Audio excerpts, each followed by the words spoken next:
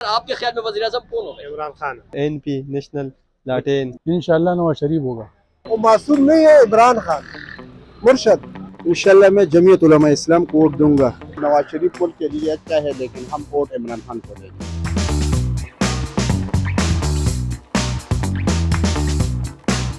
8 فروری کو ہونے والے عام انتخابات کے لیے امیدواروں کے کاغذات کی جانچ پڑتال جاری ہے. سیاسی گہما گہمیاں عروج پر ہے.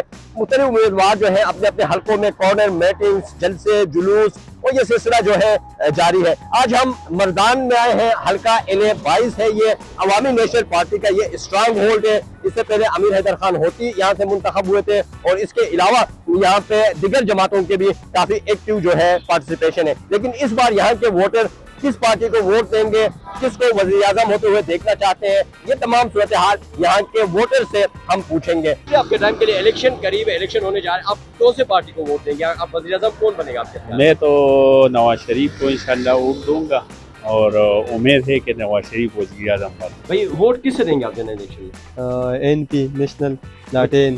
ہم تو عمران خان کو ووٹ دیں گے. میں پیپل پارٹی کو ووٹ دوں گا.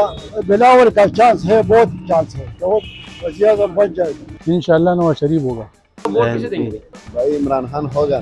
انشاءاللہ میں جمعیت علماء اسلام کو ووٹ دوں گا، مولانا فضل الرحمان صاحب کو. انشاءاللہ عمران خان. آپ بتائیں سر، آپ بتائیں. عمران خان.